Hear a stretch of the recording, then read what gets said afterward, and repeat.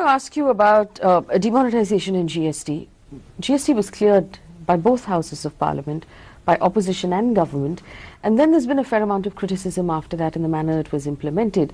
Do you believe that demonetisation and GST have hurt us? Of course. And what is your reading then of the IMF and the World Bank giving the government good report cards? Well, demonetisation was a bad idea implemented badly. GST was a good idea implemented badly. That's basically the only difference. Demonetisation, there is simply no credible argument for the enormous amounts of disruption and suffering that was caused for negligible return. In fact, hardly any money failed to come back into the system. Even counterfeit money and other kinds of black money appear to have been laundered in the process of demonetisation. Meanwhile, over 135 people lost their lives in episodes connected directly to demonetisation. The economy stagnated, daily wage workers lost their jobs, many micro and small enterprises closed.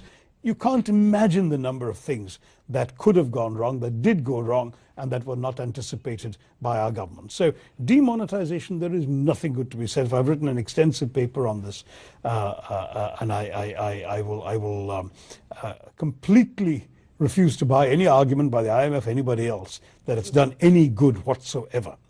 GST is a slightly different story. GST is something our own government was clamoring for. For 8 years, we tried to get this through the opposition. But amongst our most staunch critics and defenders and obstacles was the Chief Minister of Gujarat, Mr. Narendra Modi. The government of India just couldn't get the opposition to agree that GST would be a good thing. In the end, as you know, the BJP came up with a somewhat different GST bill than we had. It included preposterous ideas like a distinction between producer states and consumer states, which we rightly and staunchly opposed. We were pretty much alone in fighting for the return to the kind of simple, clear, one nation, one tax approach that had lain behind our original GST concept.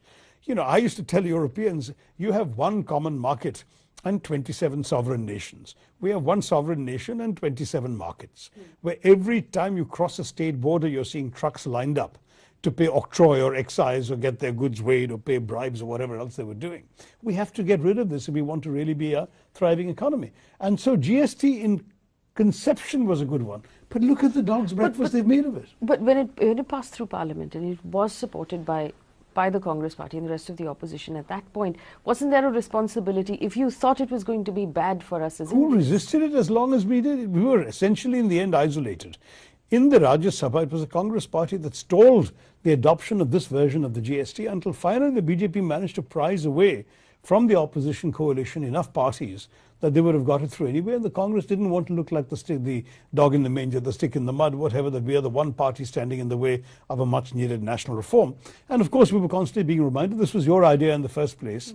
And you know, the cliche that I've flung at the BJP many a time, that where you stand depends on where you sit. You're now sitting in government and everything where you had the opposite stand when you were in the opposition, you've now turned around and started adopting. I mean, most of the BJP's economic achievements have literally all begun as UPA ideas, including GST. So we said, all right, let's not be the final obstacle. But we had made it very clear, for example, right till the last day, we wanted a constitutional amendment that would have prohibited the GST going above 18%. The BJP refused. They gave the very specious argument that you can't put a number in the Constitution, which turns out not to be true. There are numbers in the Constitution.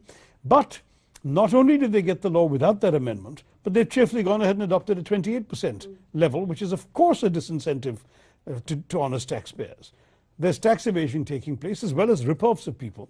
Somebody goes to a Kirana store and buys 5 different items. The mom and pop running the store are not going to give them 5 different bills. They'll charge 28 on everything because it's easier for them when they have to pay their GST.